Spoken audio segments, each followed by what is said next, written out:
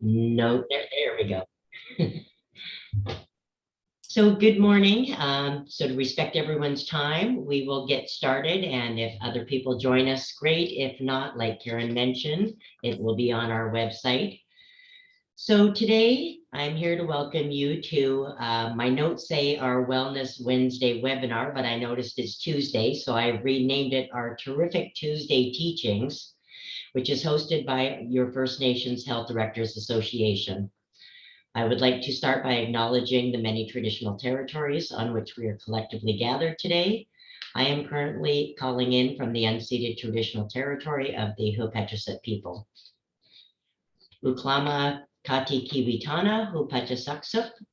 My name is Vanessa Charlong. I am the health director for my home community of the Hupatchesett First Nations here in Port Alberni. I became a association member in September of 2012, and I have served on the FNHDA board since September of 2014 as one of our 3 regional representatives for Vancouver Island, and I have the privilege of representing my Nuu-Chah-Nulth family here on the West Coast. So today we are welcoming Elder Emily Henry, who will lead us through some meditation. I think I was meant to co-host this one because I will admit I'm really bad at turning my mind off. I'm one that always has to have background noise and whatever going on. So hopefully I will learn some good tips on how to shut my brain off. So Emily Henry is a traditionalist following the teachings of her ancestors. She is a certified substance abuse and trauma counselor, providing workshops across Canada. For the last 22 years, Emily has been working within the criminal justice system, where she has developed numerous cultural intervention programs specifically designed for federally incarcerated Indigenous offenders. She is also a national trainer and has developed training manuals for staff. Emily has been the recipient of numerous awards because of her work, including receiving the 2017 Distinguished Alumni Award from her alma mater, the University of the Fraser Valley. So I'm looking forward to learning more about mindful meditation and how we can introduce this into our daily work and life to help keep us balanced. So now I will hand it over to Emily. Thank you. Chu. Good morning. Such a beautiful day as far as, today, here we are. I went to a ceremony this past weekend, and it really brought me to the place of that peaceful place where mindfulness is so important. We're in the present moment. And so I just wanted to first begin by honoring the ancestors and acknowledging them for showing up during our ceremony this weekend.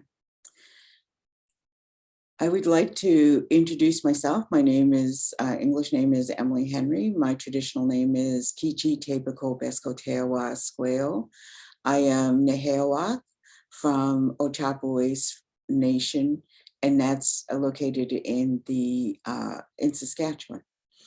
And I just wanted to take this moment to introduce you to my ancestors who show up in spirit, but they also are in the background here. And the baby is my grandmother, and her name is Ella, and she was born Elo Tepotat, and later became Ella Henry. This is my great-grandmother, Christine, and my grandfather, and the little boy, when he grew up, his wife was Emily, whom I'm named after. And so, and this drum beside me was made by my daughter. I think it's so important when we think about being present in this moment, and being present when we are thinking about meditation, we're thinking about mindfulness, is that we understand that we're surrounded by our ancestors. And so one of the things that Vanessa said when she opened is shutting our mind off. And sometimes that's a very huge challenge. And because we feel like we should, it becomes even more of a challenge. So it's important to understand that there's times we can take breaks of just that moment of being mindful. So during this time together, I'm going to give you some tips. We're going to go through a meditation, but I wanted to start today by acknowledging my ancestors, acknowledging my name, and that I was blessed to receive in the lodge. I also want to do a land acknowledgement, and I thank Vanessa for doing that land acknowledgement. But in a way, I almost feel like our land acknowledgement, when you take a moment to be mindfully aware of what that land acknowledgement means, it actually as well becomes that moment where we do acknowledge not only the land, but the people of the land. And in of itself, it becomes a meditation. So let me just go through a little bit of what I thought about in land acknowledgement. So for me, a land acknowledgement, and I believe this is for everyone who sits in the land acknowledgement and sits mindfully aware of it, is a powerful expression of reconciliation. It is an acknowledgement not only of our traditional land bases, but also our ancestors are the ancestors of the traditional people of this territory. And that territory is wherever we're sitting. In essence, the statement becomes more than a land acknowledgement. It takes shape of both an acknowledgement of the traditional territory, but also of the people who occupied it since time immemorial. And so when you think about it in that terms, you're thinking, when you hear or do a land acknowledgement, you're calling forward the ancestors who sit beside you as you travel through the journey of whatever you're presenting or whatever you're doing. And so that itself, to be mindfully aware of what is going on through this in itself is a beautiful meditation. And it doesn't just become these words that we say, but actually we sit within that sacredness of the moment. A land in traditional people's acknowledgement or social statement that reflects an intention of unification, of working towards equality of Indigenous and non-Indigenous people alike. By stating a land acknowledgement, it becomes a deep commitment to reconciliation.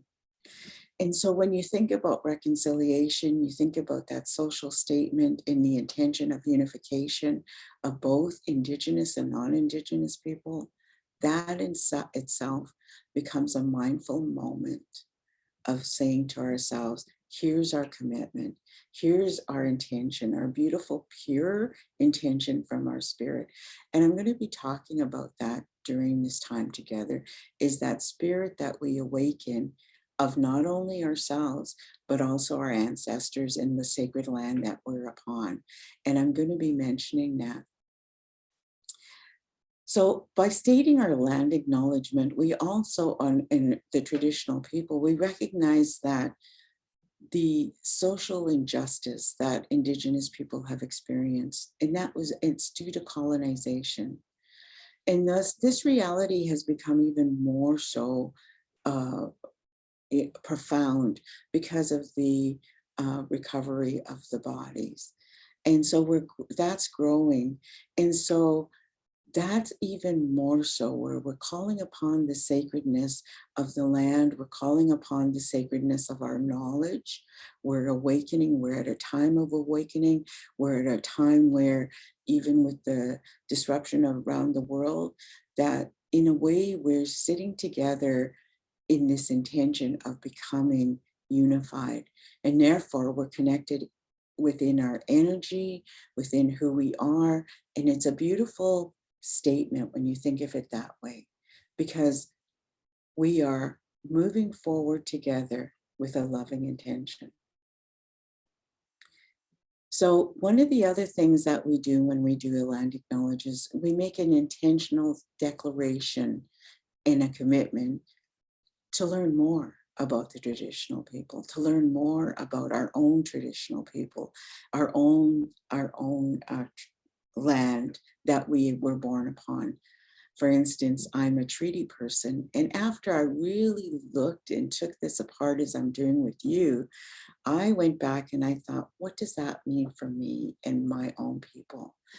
And it really, I found when I went home and walked upon the land, when I went home and I stood in the land where my mother was born in Maryville, in Ochapowace where my father was born, it really solidified my connection.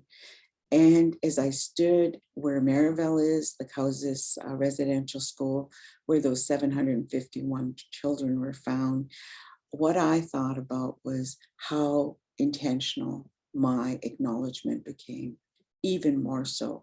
In that moment, I found myself fully awakened to the moment, to my intention in the world.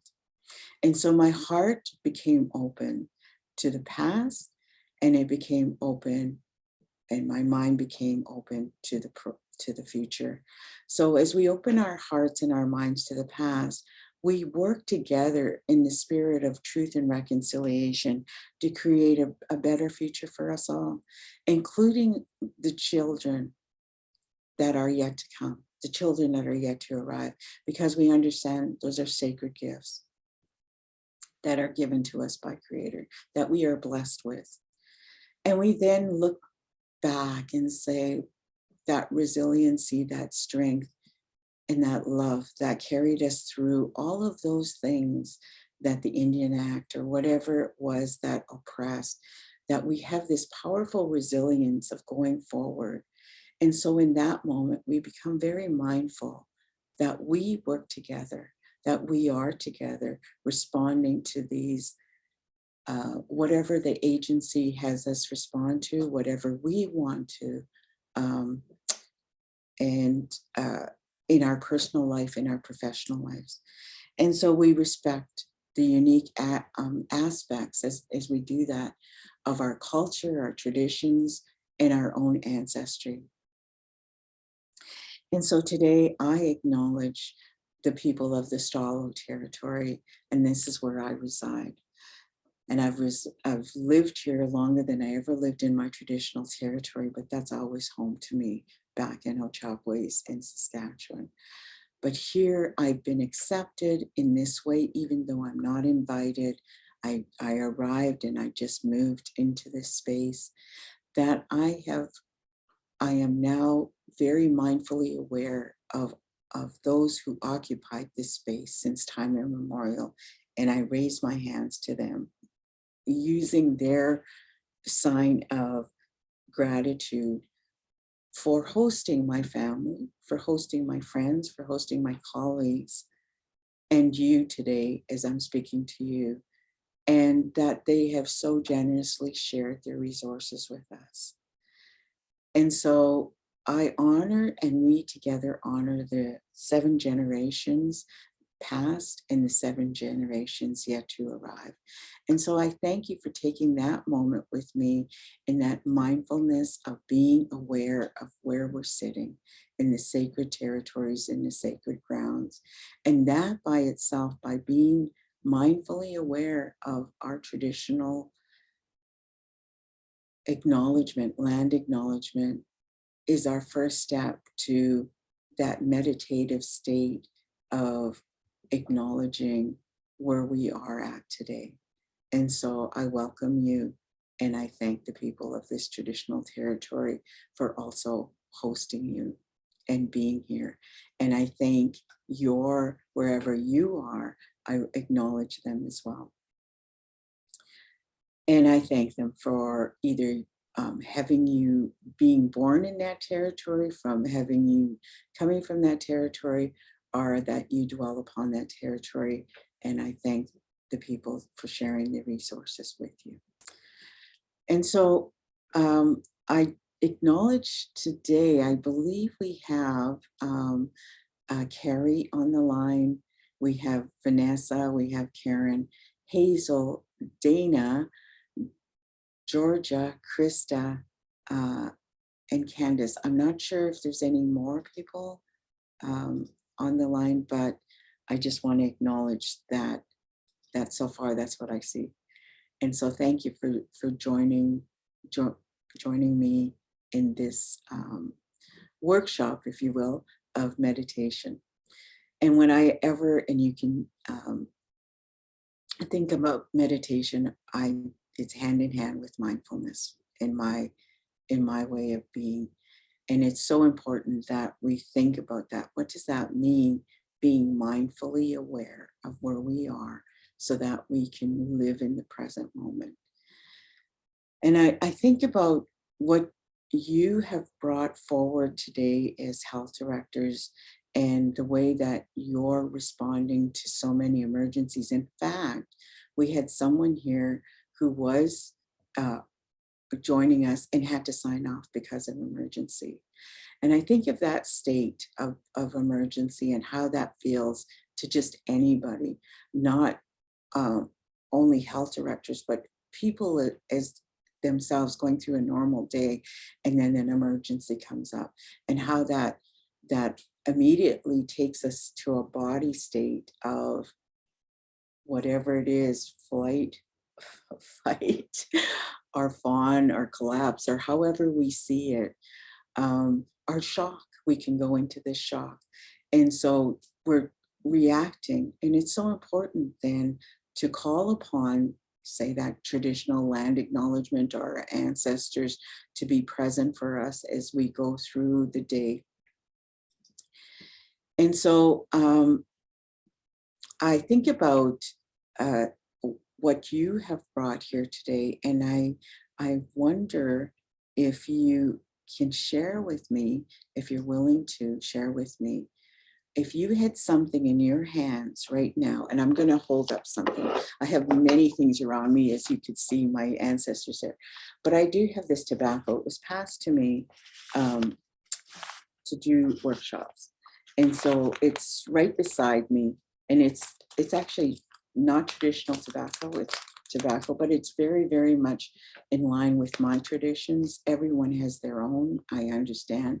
But as I say, I'm the Hayawak Cree, so this is very meaningful to me. And so it also is the commerce, if you will, the governance of the structure of where I'm from, and how people were natural traders, and how they recognize spirituality, they recognize their own strengths. And so here it's wrapped in a cloth that is very meaningful as well.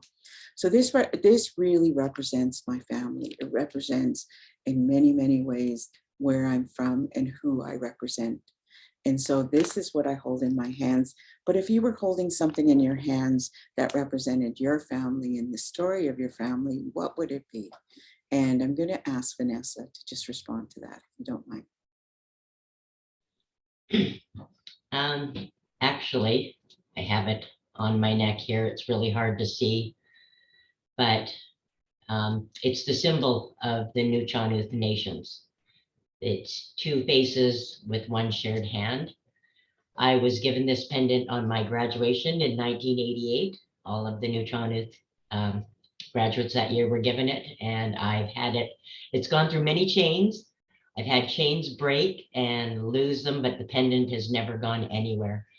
And it carries extra meaning because it was also a design by my uncle Ron Hamilton, who is a fairly well-known artist. So, and it's my security blanket, I guess you might call it. I do play with it a lot. I grab it, I move it back and forth. So it is something that I do hold in my hands and go to when I need that little extra support. So thank you for making me think of that.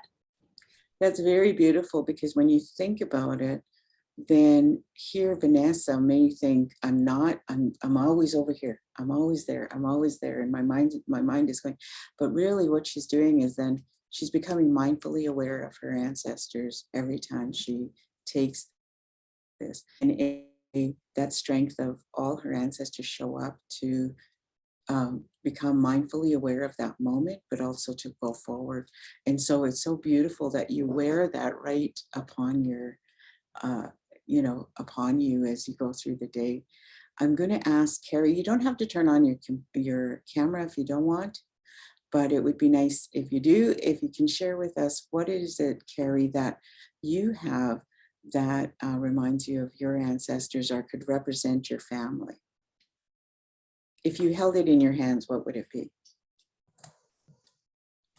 Hi there, good morning. Good morning. So here I'm sitting in my office, I've always come prepared and so I have a lot of my own little tools. I have my feather that I carry all the time. I have my smudge bowls and my medicines are in the back there. So I've always had those tools in my office space, and that's what helps me get grounded and to help myself. And then I'm just learning about stones and grandfathers and protections and energy beads. And so I've been learning about those things. When it comes to my ancestors, it's comes from my heart. And I know that's where I get my guidance. And so I feel that me being close to the connections of my land and the area that I'm surrounded in, I think that's just what helps me to be connected and so forth.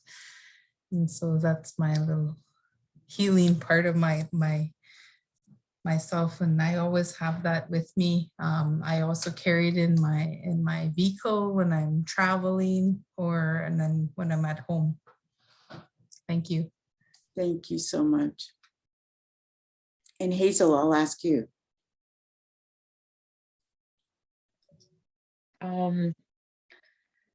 Yeah, I have a necklace too, and I just happened to take it off this morning as I was getting ready. But it's a moon pendant, and it brings that connection as well to a family member that is dear to my heart that created it. But today I have I always tend to grab something, and today it's a Labrador rock heart, and also it's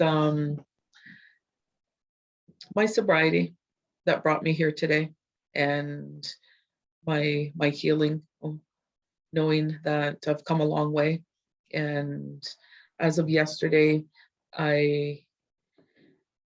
it's amazing on how I just went for a walk. I went for a drive. I went to Parksville yesterday, and I thought, I'm gonna go to a meeting or something, right? I didn't go to a meeting. Went to the beach and met someone that has sobriety as well, and we were meant to meet. It was just amazing, and so happened that has more than 30 years than I, but as we talked and stuff like that, and we were both really surprised as we were talking. So I haven't received a chip in a long time, and I received yesterday my 30 chip. So today I'm carrying this one. What were the chances yesterday, to be sitting on a bench after I had my walk? I was just like, holy. And then we got talking, and we were just meant to meet. And it was our first time meeting. It's just amazing. And they do say it only takes two people to have a meeting.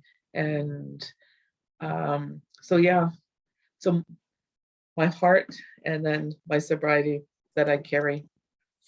Thank you so much. And Dana.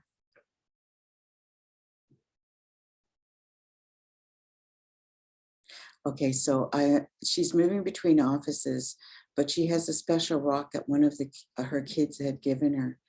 It's packed up in one of the boxes They know I love dragonflies, and that's what's on the rock. So the dragonflies are really especially, I love that as well. Beautiful. I just want to come back to Hazel to say absolutely that here we believe that we're going to go one direction, and Creator sends a sign in there. And dragonflies is also a beautiful sign. It's just incredible. You know, one of the signs that I have is hummingbirds, and it's just a really beautiful, mindful moment that my mother's spirit is there. And when I feel that, I can't, everything, it could be so much chaos. And I go, and it's for a moment, I take that deep breath in and I realize I'm right here. I'm right in that moment. And my mother's standing beside me. And it's so beautiful. And so thank you very much, Hazel and Dana. What a beautiful story to share. Georgia?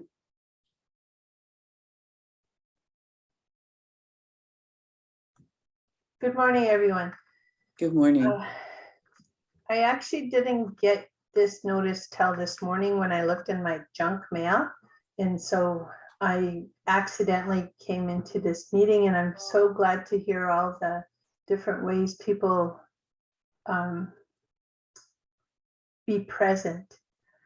And I didn't bring anything to hold. However, every morning it's like a ritual for me to put my earrings on. And my earrings all have different symbols on them. And today I'm wearing the eagle earrings. And the eagle earrings are on my paternal grandfather's side. So today my grandfather's with me, but it's even more important because my aunt, who was like a second mother, was an eagle as well. So that I have 2 pairs of eagle earrings, and those are my favorite ones. So I'm glad to be here today, and I appreciate all the words that are being shared. Thank you. Thank you so much, Georgia. And it's so incredible when you think about, you know, mindfully putting on earrings and every day and being intentional about it and saying to yourself, today, I feel like this is where my headspace is in, or where my heart is in. Whatever it is that brings those earrings out is so beautiful. And the eagle really, you know, perked my ears up because when we were doing the ceremony this weekend, 3 eagles circled overhead.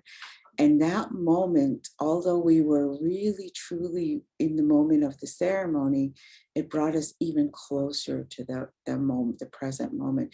We stood very, almost in a tender way on sacred grounds, because we were very aware those eagles were there and they were blessing us.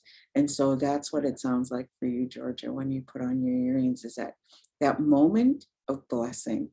And this is part of what I want to share with you today, is that mindfulness and meditation seems like you have to take a chunk of time away and say to yourself, I'm going to sit and I'm going to, you know, sit with and go into that meditation without realizing actually we do that.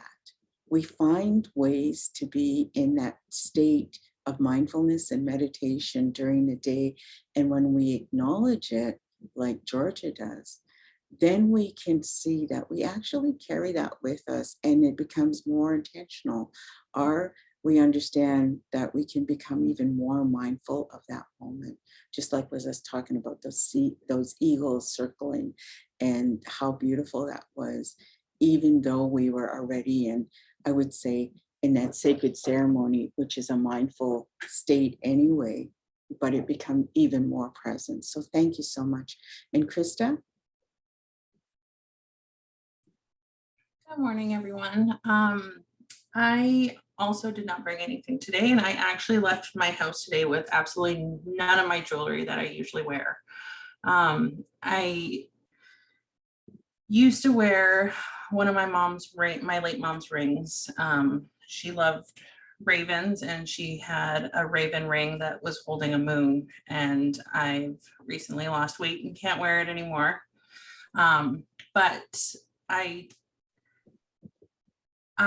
feel like I feel my family around me who have passed, and that's how I feel lifted. Thank you. And it's so true. And this is one of the reasons that I wanted to take that moment for the land acknowledgement to unpack it more, is because when we think about our ancestors, our people that have left, the ones that are close to us, our family members that have left, it does bring us to the present moment. And what's so beautiful is when we can say, in a way, thank you for being here. And it steps into even more of a mindfulness moment, because now our mind isn't going back to, although those memories are so important to carry us through every day, but it allows us to come into that moment. So,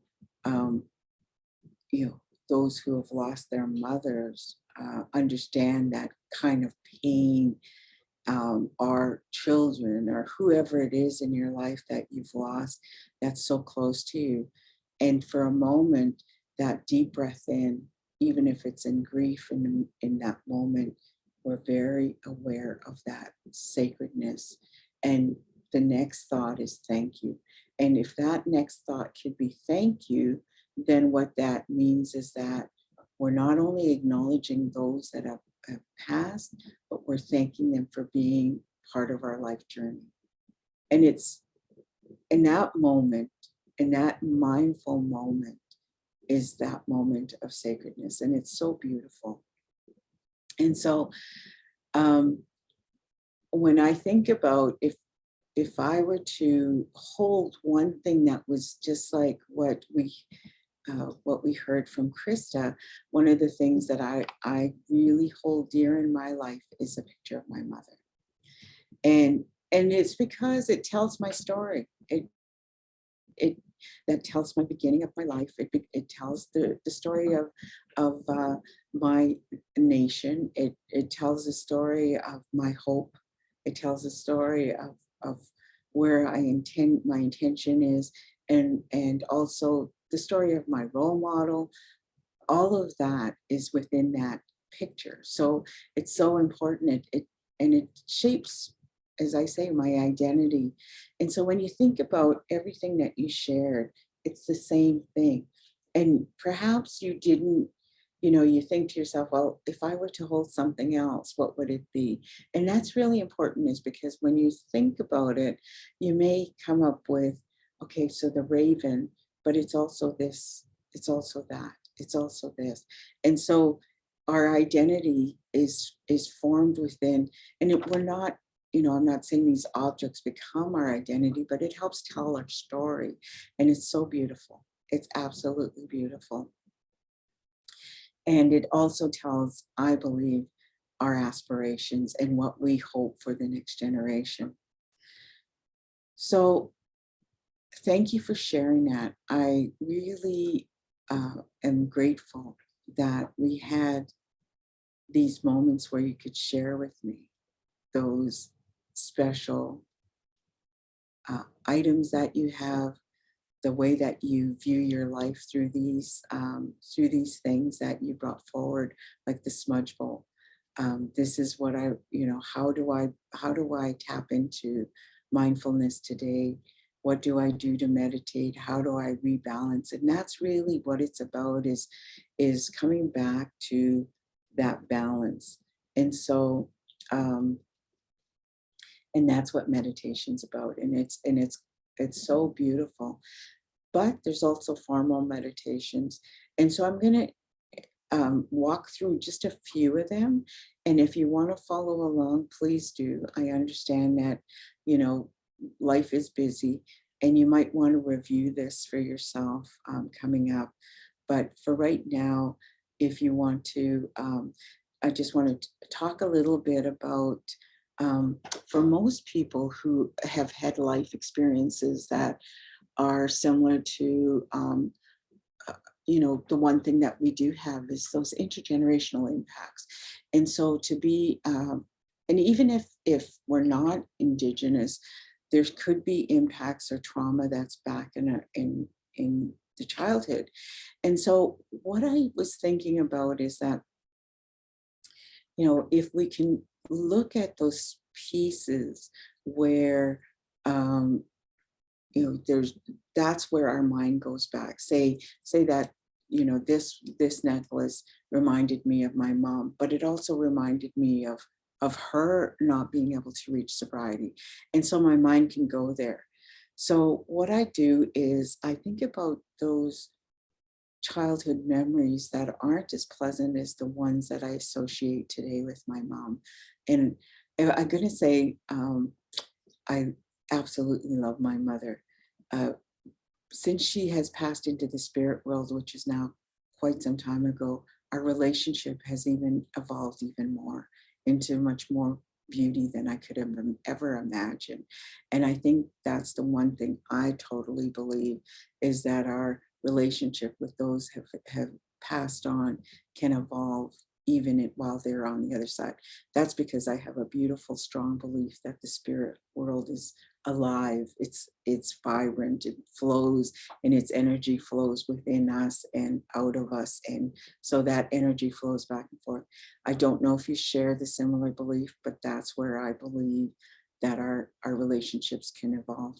So going back to that, so thinking of childhood memories as a pool of water, and you just look down and you see this pool of water. And the memory sometimes of trauma muddies that water. So you have this beautiful pool, but then you can, the muddiness of it.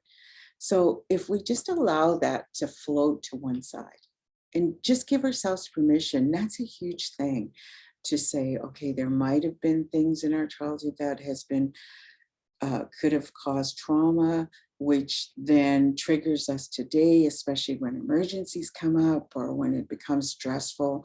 Those are when you really see it. And so for now, if you could just let those memories and allow it to float to the side and see it as a clear pool, like a beautiful pool of water, and then reconnecting to that beauty that you would love to have. That evolves our relationship with whatever it is, including our own spirit. And that, I believe, is so important, that we begin to understand that within us, no matter what, we have this beautiful, pure spirit. And so that allows us to see it in such a big and connect it with such a big way when we just allow that muddiness to kind of leave. And so when we really understand that connection, and when we do have that connection, we can actually picture maybe what our spirit looks like or what it feels like, and allow it to take breath and allow it to take shape, and allow it to bring that peace to us, and so that we can take deep breaths and stand in that moment. And then when we allow that, we imagine that pool of water to be the energy of kindness. And that kindness fills our own energy. And that's what we breathe in, is that energy of kindness. And that's what we can look through these triggers when something gets stressful in our lives or whatever. We can look at these triggers in such a way that we look at it ourselves through a lens of kindness. And that allows us to become very mindful. So I'm going to just do a bit of a walkthrough of how we can look at our spirit. And so I'm going to ask if you have a moment where you can spend with me maybe 5 minutes as I walk through this. I'm going to talk in the same tone of voice. My tone of voice is kind of even, so just so you know, but I'll be talking in this way, but I'm going to take you through sort of a mindfulness, a meditation, where you might be able to bring life to that recognition of spirit. And so I'm going to just ask if you can sit with me and just get comfortable where you're sitting and allow whatever it is. If you do need to feel, if you need to be mindful, if you want to bring yourself to the present, please do. I have this little stress ball, I call it. It's filled with lavender oil, lavender seeds, because this was my mother's favorite scent, her favorite. So whenever I'm feeling overwhelmed or whatever, I take this. I just smell it and it brings me back to the moment. I also have this little stone here, similar to what what we heard about the the other objects that we have. Carrie, Hazel, Dana, everyone had said what they had. So here is a little kind of, I think of it as a little spirit guide, but it looks like a little bit of an angel. It's purple. It also represents my mom. And so you can see how close my relationship with my mom is. So I'm going to just say to you, if you can get comfortable, and I'm going to take you through a bit of an exercise here. So if you, in your seat, if you can, maybe if it's possible, right now I've taken my slippers off, my shoes off, but you don't have to. But if you can just get your feet to the floor. And the reason I ask you to do that is because when I did the land acknowledgement, what I wanted to do was to also acknowledge the sacredness of the land that we're upon. And so if you can get your feet flat on the floor, connecting to that sacredness of land, connecting to Mother Earth, even if you're on the 20th floor, somewhere down there is Mother Earth.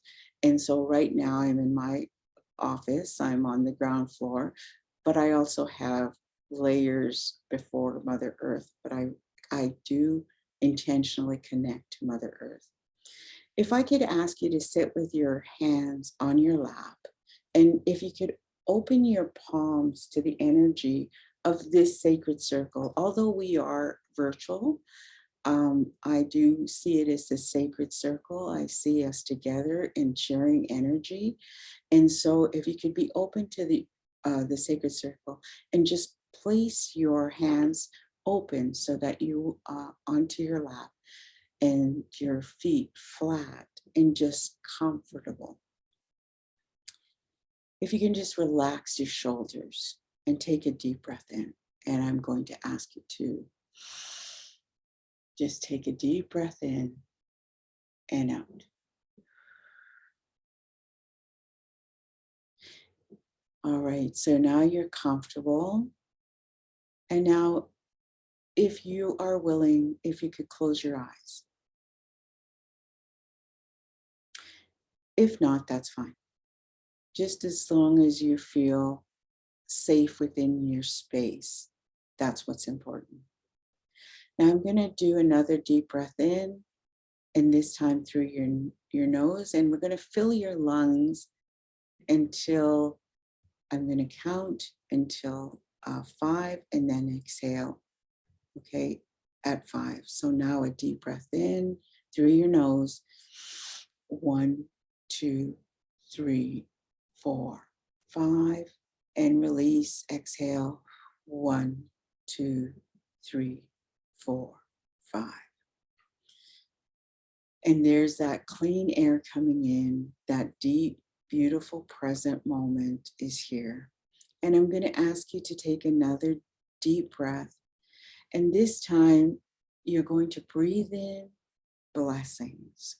So in by 5, breathing in blessings, deep breath in.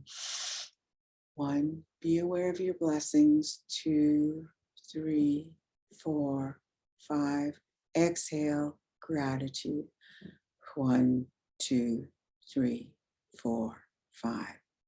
And here you have that moment of both blessings and gratitude. Allow that good energy and blessings of Mother Earth to flow up through you. If you can imagine your feet planted on Mother Earth.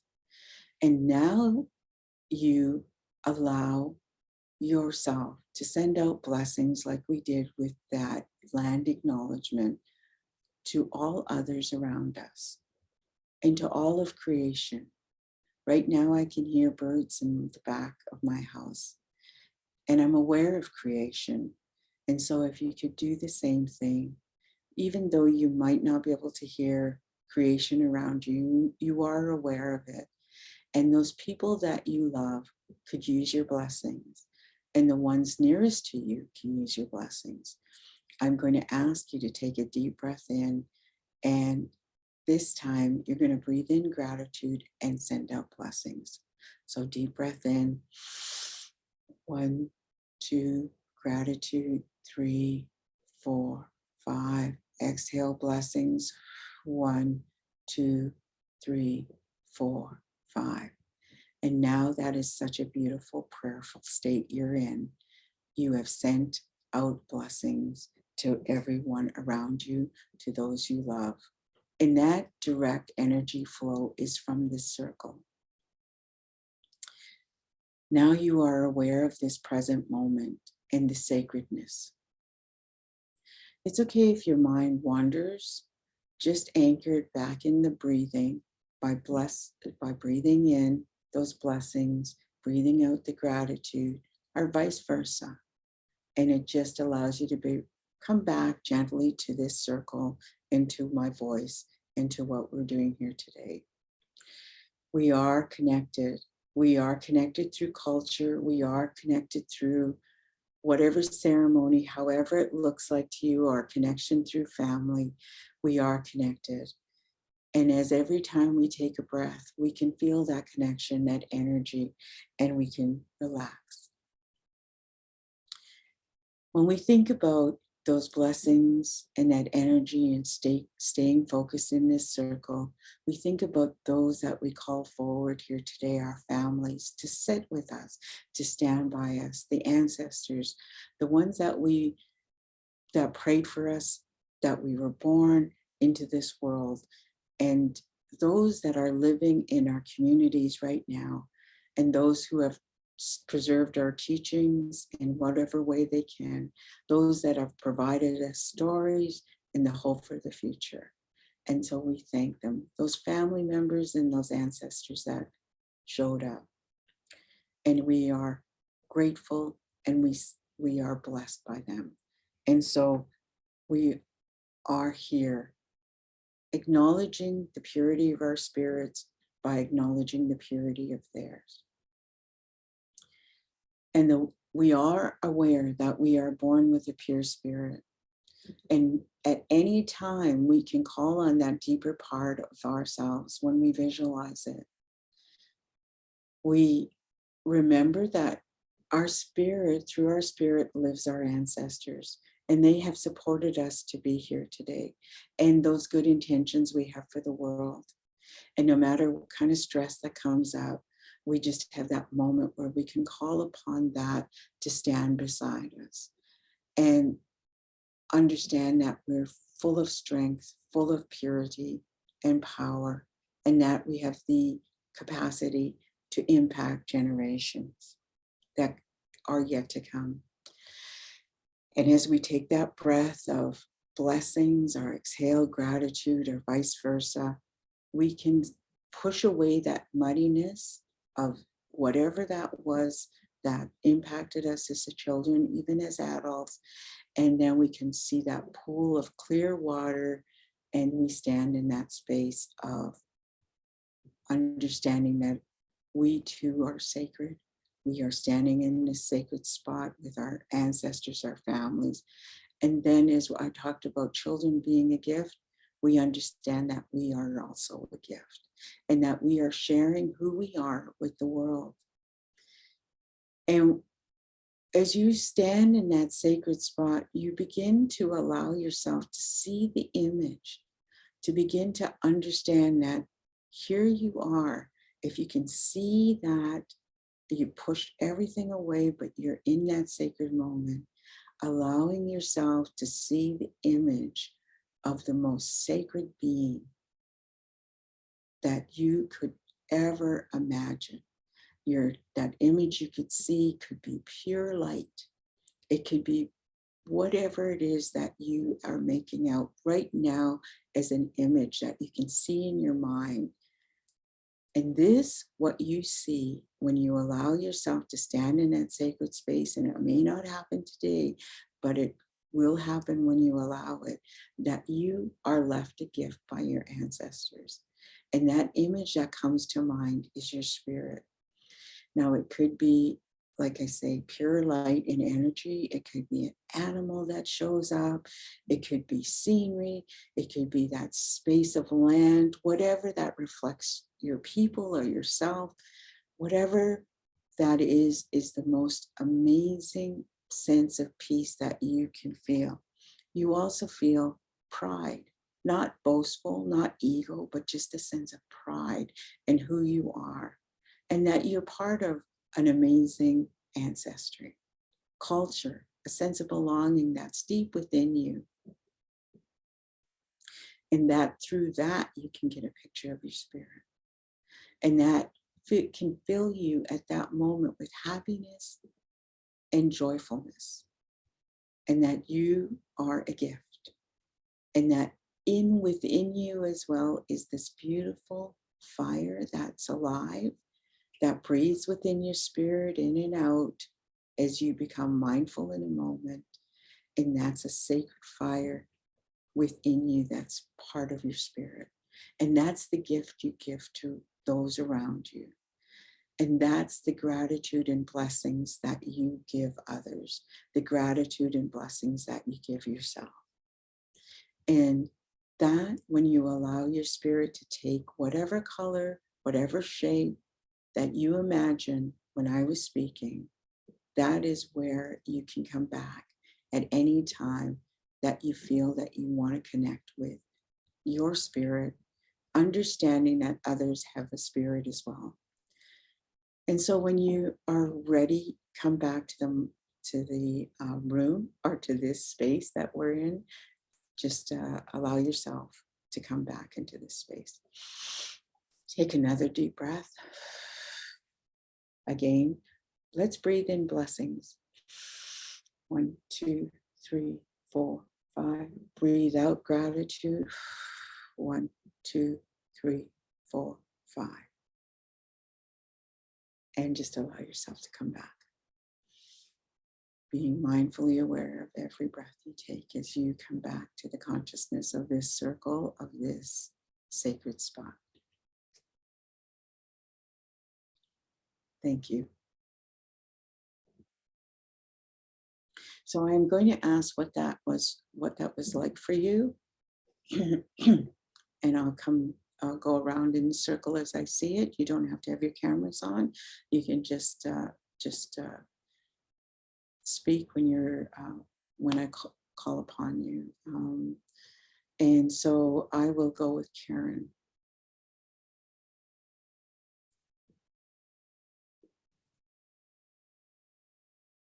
Sorry, I was just watching the chat and letting someone in. Thank you.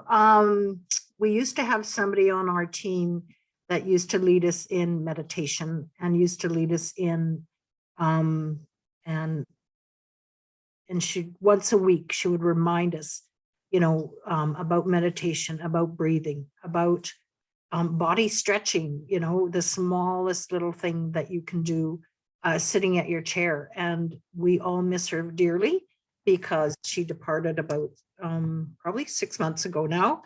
But when I join sessions like this, Emily, it reminds me that we talk a lot of self-care for others, but we are the last sometimes to take care of ourselves, putting everybody else first. So yeah, it was nice for me to sit, and I took that time to just sit and reflect, and it was a joy. Thank you.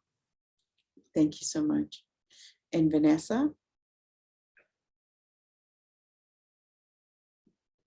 There we go. It's always fun finding the buttons. It was peaceful. My mind wasn't racing for a change. Usually when it's quiet like that, it starts racing in all different directions and thinking of things I don't need to think about. So it was nice to shut off for those few moments and not have that. So thank you. Thanks, Vanessa. And Carrie?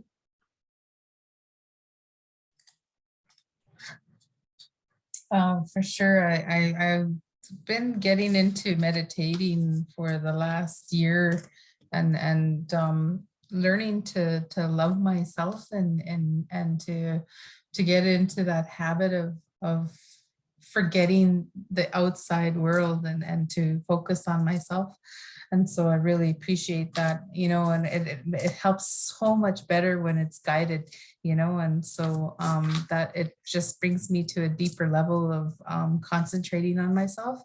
And so where I was at is I could envision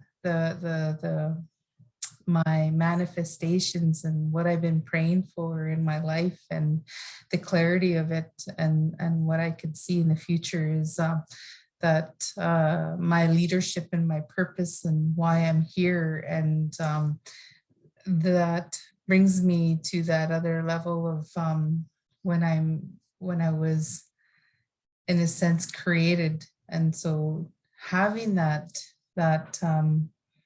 light that kind of goes off to say why it is that I am in my role and my defiance of helping others and really setting, I guess, in a way to help people heal, you know, and so when I'm in those deep conversations, and so I help define their spiritual or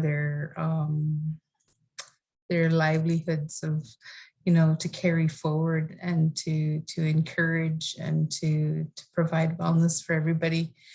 And it's so important, you know. And so and the other thing that when you asked me about the colors that I see and where I was at, was I could see green. So a lot of green around me.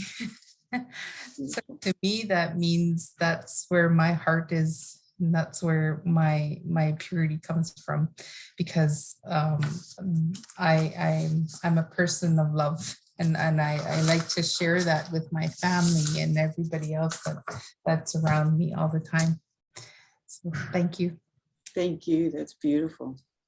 And I'm going to encourage you, Carrie, to get something that's the same color green, even if it's a sticky note right now or something that's the same color green, and put it by you until you can get something that connects that, so that your spirit immediately recognizes that color. And then whatever it is, however you then manifest the next thing that becomes more solid, please do. Hazel? Calmness and gentleness, I feel. Yeah, and the breathing. Yeah, I really appreciate the guiding of it. Yeah, but I kind of do the meditation on a regular basis, so to hear different ways is always good. And yeah, I just felt the stillness and the calmness. Thank you. Thank you, Hazel. Krista?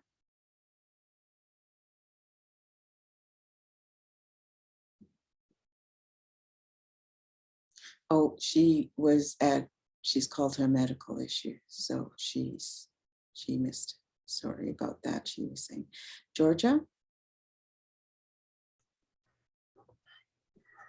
Yeah, I felt the calmness as well, but I guess the thing that was really profound for me was the clear water and the purity of that, in the breathing. So breathing in the blessings and the gratitude, and then the gratitude, and then sharing the blessings. So to me, that reminded me that I am a blessing as well, and the things I do are blessings. Sometimes we have difficult conversations, and sometimes it's harder on us than probably the person we're sharing the difficult conversation with. So just knowing that that I am a blessing and can share those blessings was important. Thanks. Thank you so much. I'm just going to check in with Karen. Karen, I have 15 more minutes, am I right? Yep, or it's free time, so what Okay, you feel you would like to do next, but we usually, if there is a Q&A that you wanted to open up, or any daily practices that we might, give the health directors that we can remind ourselves for meditation would be great. thank you. So there's this, I'm going to put it in quotes, tool that I developed, and it came, everything that I've, even including what I've read to you, has come from a place of searching and finding ways to deal with, intergenerational impacts or whatever it is. And one of the things I noticed is that whenever we are called to an emergency, or we're triggered, or we're stressed, that things like the clearness of the water that I talked about is really challenging to see in those moments. So what I started to do was, when I felt that trigger come up and it just went off, it was like pop rocks in a way. And it was almost a raw reaction. And so I started to say to myself as I was going through my, slow down, let's see what's going on. And so I started to do what I called the observer stance. And this really came from, just thinking about what, I think at that time when I thought this up, that they were talking about observing Mars through a telescope. And I thought, what if I were to do something similar to notice my own triggers? And so I started to think about standing beside them in a way, not walking, not having to jump into just like my ancestors when they stand beside me, but my triggers, and what can I look at? How can I look at them differently if I'm just going to unpack them? So whenever I felt triggered, I started to notice my feelings and my thoughts, and my feelings would intensify. I'd get really intense about it, and my thoughts would go really, really all over. I couldn't, sort of take that time with the deep breaths that I wanted to. And so I thought, I need to get into that place of an observer much more. And so I was noticing, what are my feelings at that time? Can I name my feelings? Can I understand what's going on with my thoughts? Is there facts behind what I'm thinking? Those type of things. That made me really curious. So I became really curious about them. And I started to see, just like I was talking about, looking at your spirit through picture, I started to think about what would the picture go with that thought? What would that picture go with that feeling? And through that curiosity, it became where I could visualize it in a way. That let me, in some ways, because I do that, because I practice, I didn't have to hold on to it. I could let it go, a picture, like I could just let it go and float away. And so I pushed, and that muddiness became more that clear water. And in that curiosity, I was okay. I was breathing. I could let them pass over me. I didn't have to hold on to those thoughts and feelings. What happened though, is there was always this little bit of a residue, and where I thought, why did I have that? Why was I triggered? I'm so far on my, all of these thoughts came up. And so I thought, okay, if I'm going to let them go, why don't I let go of the judgment too? I don't need to judge myself for having thoughts and feelings because I was triggered. I just don't need to. That's not going to serve who my intention in my world, in my life, where I want to go. The other thing is because there's that fight, there's that flight, that fawn or collapse, if you will. I had to assure myself that I wasn't in danger. That was just a trigger. It was just a trigger. And that these intense feelings I was having are these crazy kind of, those thoughts that go everywhere in your head, that I'm not in danger and they're going to pass. And so if they prolong more than that, I would always reach out to supports. And I think that's really important when we think about that observer stance of how do we allow ourselves to be present. And so when we're triggered, to understand, and as you practice it becomes quicker and almost like an automatic. You think to yourself, okay, wow, that picture of that intense feeling, I could see that picture of my thoughts, oh my goodness, it's all over the place. And so I'm going to allow that. The harder part, I think, is the judgment. That judgment, to let it go is okay. I'm okay. And then to understand I'm not in danger here. I'm just not in danger. I'm just having a reaction. And these reactions make sense, especially the stresses of life, the things that come up. I think about all of a sudden, someone that hasn't called me for a long time. I see their number displayed and I'm like, what do they think? And all of these things, these mindful things these things come to mind.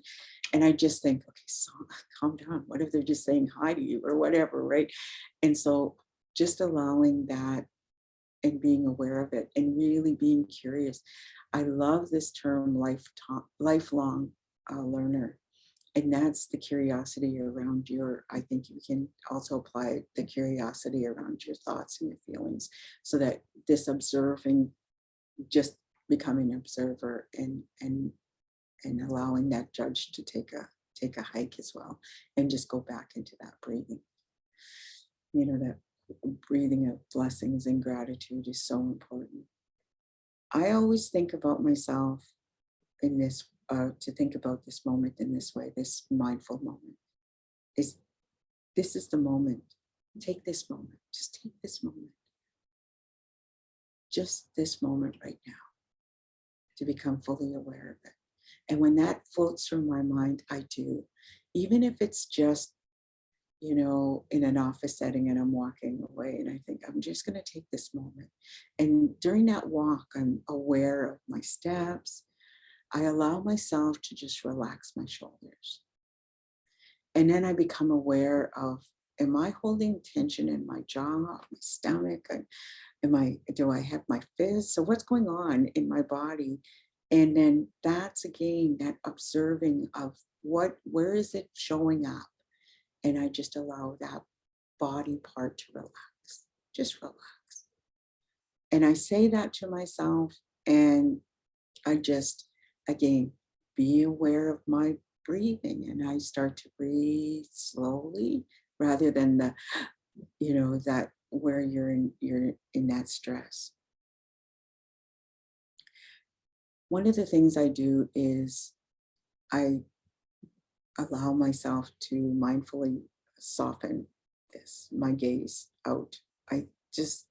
If I'm looking at the stress and I'm like, just, whatever, my gaze, I have this maybe a harsher stare or whatever. I mindfully tell myself, soften your gaze. And that is it externally to soften my gaze, but internally. The way we see the world is the way that we see inside. And I have to know that I'm that reflection of both. And so to soften a gaze is so important because it allows me to come back to that space of being sacred. That's what I wanted to share with you today. And I hope that this has been, in a way, very helpful to bring you into that mindful state. Being aware that you already have that within you whenever you put on your earrings or your jewelry or whatever it is that helps you to become relaxed, or that you already have these tools. I know you do, and just being mindful of them. If you have any questions, please definitely, I think we have a few minutes. I'll just, please do ask any questions that you have.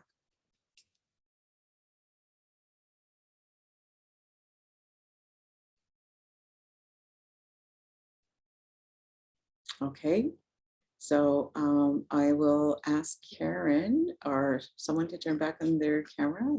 There we go, Vanessa. Hi. So thank you, Emily, for leading us through that. Personally, I know I have a few takeaways that I'll be bringing with me from today. So what I've learned is that we need to honor our ancestors and to be present, and as well as acknowledging the land and its ties to reconciliation, that we need to come with open hearts and minds, that meditation is equal to mindfulness, that we also need to be aware of our triggers as well as connected to our spirits. And finally, that it doesn't need to be a big exercises, that we just need to take those little moments for thankful thoughts.